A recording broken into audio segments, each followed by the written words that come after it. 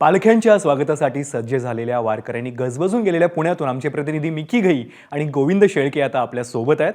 पहिल्यांदा मी मिकीकडे जातोय। मिकी, ज्ञानोबा तुकोबांची पालखी पुण्यात दाखल होतीये। तुकोबांची पालखी अवघ्या काही वेळापूर्वी इथे दाखल झाली आहे। कसं आहे तिथलं वातावरण, कशी सजली आहे ही पुण्यनगरी? विनोद, जर आपण बघितलं तर आता मी पुण्यातील संगम पुलावर आहे, ज्या ठिकाणी काही वेळापूर्वीच जगद्गुरू श्री संत तुकोबांची पालखी या ठिकाणी पुणे नगरीमध्ये दाखल झालेली आहे। आणि आपण बघतोय आज पाऊस नाहीये आणि त्यामुळं हजारो पुणेकर या पालख्यांच्या स्वागतासाठी या ठिकाणी पोहोचलेले आहेत। पुष्पवृष्टी या ठिकाणी केली जाते, जे वारकरी या ठिकाणी पुण्यामध्ये दाखल होत आहेत। त्याचबरोबर जर आपण बघितलं तर या संगम पुलाचं वैशिष्ट्य म्हणजे संत तुकाराम महाराजांची पालखी देहूहून निघते आणि संत ज्ञानेश्वर महाराजांची पालखी आळंदीहून निघून सगळ्यात पहिले त्यांचा याच पुण्यातील संगम पुलावर एकत्र संगम होत असतं, म्हणजे अर्थात ते इथं भेटत असतात। अशा पद्धतीने पुण्यात या दोन्ही पालख्या आज आणि उद्या मुक्कामी असतात। हजारो पुणेकर या ठिकाणी दर्शनासाठी येत असतात आणि आता जर आपण बघितलं तर हजारो हे सगळे लोक या ठिकाणी दाखल झालेले आहेत आणि अशा पद्धतीने सुंदर भक्तिमय वातावरणात पुण्यनगरी संपूर्ण आपल्याला या ठिकाणी पाहायला मिळते। अनेक जे वारकरी आहेत त्यांच्या हातामध्ये भगवे पताके आपल्याला या ठिकाणी दिसत आहेत। वेगवेगळे खेळ या ठिकाणी खेळत आहेत, लेझिम असतील, फुगडी असेल, भजन कीर्तन या ठिकाणी सुरू आहे आणि त्यातच अशा पद्धतीने हे सगळं आपल्याला पाहायला मिळते। खूप भक्तिमय वातावरणात या सगळ्या वारकऱ्यांचं जे आता पंढरपूरच्या दिशेने निघणार आहेत पुढं 2 दिवसाच्या मुक्कामानंतर, आज आणि उद्या। त्यानंतर आपण इथं बघतोय खूप अर्थात माझ्यासोबत एक आर्टिस्ट सुद्धा आहे। जर आपण बघितलं तर खूप सुंदर अशी विठू माऊलींची मूर्ती त्यांनी आणलेली आहे, आपण त्याच्याशी बोलूयात। दादा, खूप सुंदर अशी ही मूर्ती आहे, तू स्वतः बनवली आहे? मूर्ती मी पंढरपूरवरनं मागवली आहे, मूळ मूर्ती आहे। हा, मूळ स्वरूपाची मूर्ती, पण मी सजवलेले दागिने असतील स्वतः तयार केलेले आहेत दागिने, आणि कपडे सुद्धा स्वतः तयार केलेले आहेत। भक्तिभाव दिसतोय तुझ्यामध्ये। पंढरपूर पर्यंत जाणार आहे? पंढरपूर पर्यंत जाणार आहे। आणि कारण एवढा आनंद कधी विठ्ठलला भेटलाच आहे, दर्शन होत नाही, कळसाचं होतं, पण त्या ठिकाणी जाणं म्हणजे तो आनंदाचा क्षणच आहे आमच्यासाठी, कारण तिथे जाणं हेच मूळ मोठी गोष्ट। तू स्वतः सजवली ही? हो, फुलांचंच देखील मी स्वतःच केलेलं आहे। दागिने मी तयार केलेले आहेत, काही दागिने, पुतळ्याची माळ असेल, गळ्यातलं ठुशी असेल, किंवा खूप सुंदर मूर्ती आहे। खरं तर अनेक लोक हात जोडतायत येऊन, आपण बघतोय अशा पद्धतीने युवक सुद्धा, म्हणजे अर्थात जर आपण बघितलं तर संपूर्ण राज्यभरातील वारकरी या दोन्ही दिंड्यांमध्ये सहभागी होतात आणि खूप सुंदर अशी विठ्ठलाची रखुमाईची मूर्ती या ठिकाणी आहे। आणि तुमच्या आई आहेत का? आमच्या वाड्यातले सगळे सेवेकरी आहेत, हे स्वामी सेवेकरी आहेत सगळे, म्हणजे स्वामींची सेवा आम्ही नित्य सेवा करतो। लोक हात जोडतायत, पाया पडतायत, तो आनंद तर विचारूच नका तुम्ही, कारण लोकांना दर्शन होते हाच मोठा आनंद आहे, कारण रुक्मिणीचं दर्शन त्या दिवशी होत नाही, आत्ता तरी त्यांचे दर्शन होईल ही माझी भावना आहे। अर्थात खूप सुंदर भावना घेऊन तो पंढरपूरच्या दिशेने निघालेला आहे। जर मूर्ती बघितली तर खूप सुंदर मूर्ती त्यांनी अशा पद्धतीने डोक्यावर घेतलेली आहे, थेट तो पंढरपूर पर्यंत जाणार आहे। आणि आपण बघतोय जे वारकरी या ठिकाणी येत आहेत त्यांच्या हातात सुंदर असे भगवे पताके आपल्याला या ठिकाणी पाहायला मिळत आहेत।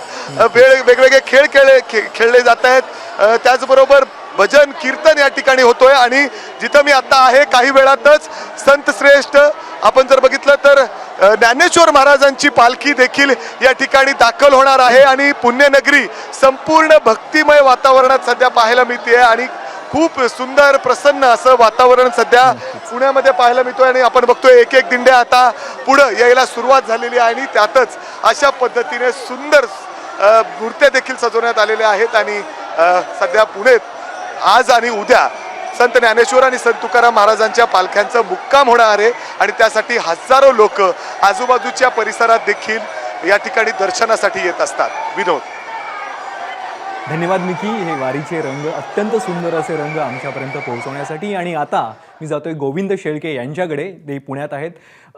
गोविंद, आता तुम्ही कुठे आहात? तिथं नेमकं काय चित्र पाहायला मिळत आहे? तिथे स्वागतासाठी नेमकी कशी तयारी सुरू आहे?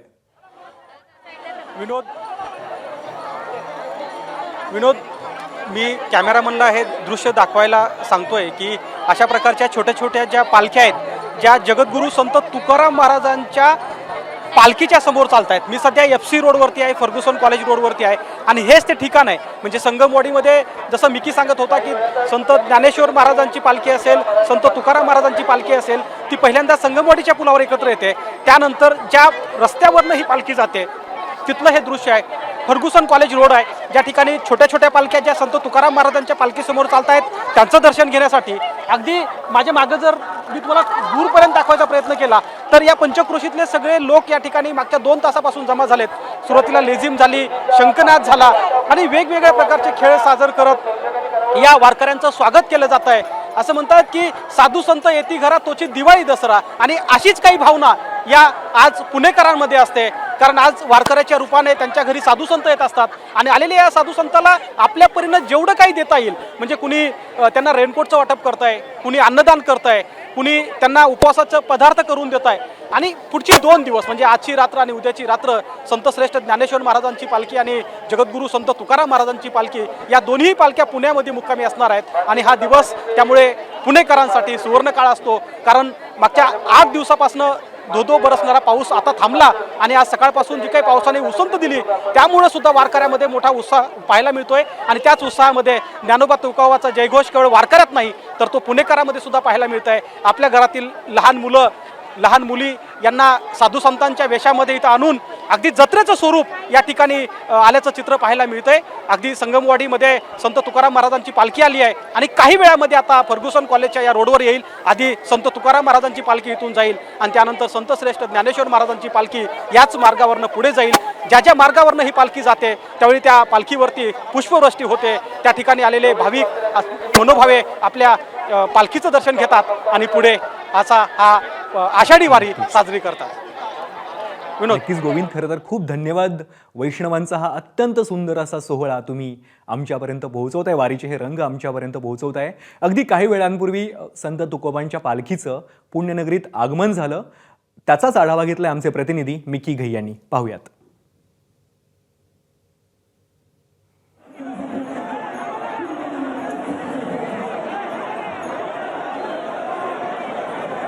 जगद्गुरू श्री संत तुकाराम महाराजांची पालखी पुण्यामध्ये दाखल झालेली आहे. पुण्यातील संगम पुलाच्या इथं संगमवाडी या ठिकाणी संत तुकाराम महाराजांची पालखी आपण बघतोय. सुंदर अशा चांदीच्या रथात संत तुकाराम महाराजांच्या पादुका या पालखीमध्ये विराजमान आहेत आणि हजारो पुणेकर पालखीच्या स्वागतासाठी या संगम पुलाच्या परिसरात जमलेले आहेत. आणि आपण जर बघितलं पुष्पवृष्टी या ठिकाणी केली जाते. पालखीवर सुंदर अशी चांदीने सजलेली ही संपूर्ण पालखी, हजारो पुणेकर या ठिकाणी आज दाखल झालेले आहेत. आज आणि उद्या असे 2 दिवस संत तुकाराम महाराज आणि संत ज्ञानेश्वर महाराजांची पालखी पुण्यामध्ये मुक्कामी होते. आणि आता जर आपण बघितलं तर जगद्गुरू श्री संत तुकाराम महाराजांची पालखी ही पुण्यामध्ये दाखल झालेली आहे. संगमवाडी ज्या ठिकाणी या दोन्ही पालख्यांचं संगम होत असतं, जेव्हा देहूतून संत तुकाराम महाराजांची पालखी निघत असते, मार्गस्थ करत असते आणि संत ज्ञानेश्वर महाराजांची पालखी आळंदीहून निघत असते, ते पहिल्यांदा याच पुण्यातील संगमवाडी या ठिकाणी येऊन या दोन्ही पालख्यांचं संगम होत असतं. आणि आता जर आपण बघितलं तर संत तुकाराम महाराजांची पालखी या ठिकाणी आलेली आहे आणि हजारो पुणेकर या ठिकाणी पालखीच्या स्वागतासाठी, वारकऱ्यांच्या स्वागतासाठी पोहोचलेले आहेत.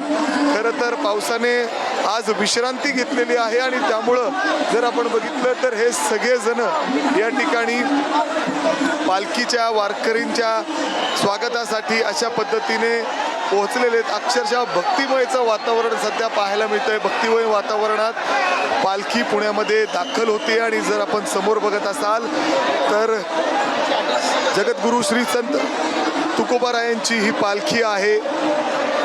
पारंपरिक पद्धतीने बैलजोडे लावण्यात आलेले आहेत आणि या पालखीत जगद्गुरू श्री संत तुकाराम महाराजांच्या पादुका आहेत. आणि थेट आज आणि उद्या 2 दिवस खरं तर ही पालखी पुण्यामध्ये मुक्कामी असते. संत तुकाराम महाराजांची पालखी पुण्यातील नानापेठ या ठिकाणी असलेल्या निवडुंग विठोबा मंदिरामध्ये मुक्कामी असते. हजारो पुणेकर, आजूबाजूचे परिसरातील हजारो भाविक या ठिकाणी पालखीच्या दर्शनासाठी येत असतात. संत तुकाराम महाराजांच्या पादुकेंच्या दर्शनासाठी येत असतात आणि तिथे देखील खास व्यवस्था या ठिकाणी करण्यात आलेली आहे. आणि आत्ता जर आपण बघत असाल तर पुण्यनगरी भक्तिभाऊ या अशा वातावरणात रमलेली आहे आणि हजारो पुणेकर पालखीच्या स्वागतासाठी या ठिकाणी पोहोचलेले आहेत. जिथं आता आपण आहोत ते संगम पूल आहे. खरं तर याच ठिकाणी दोन्ही नद्यांचं देखील संगम होत असतं. पुण्यातील मुळा आणि मुठा नदी याच ठिकाणी त्यांचं संगम होत असतं आणि याच संगम पुलावर संत तुकाराम महाराज आणि संत ज्ञानेश्वर महाराजांच्या पालख्यांचं देखील संगम होत असतं. आणि आता जर आपण बघत असाल तर संत तुकाराम महाराजांची पालखी तर ज्ञानोबा तुकोबांच्या पालख्या खरं तर पुण्यामध्ये दाखल झालेत. हे रंग आपण अनुभवत आहोत एबीपी माझाच्या खास कार्यक्रमातून.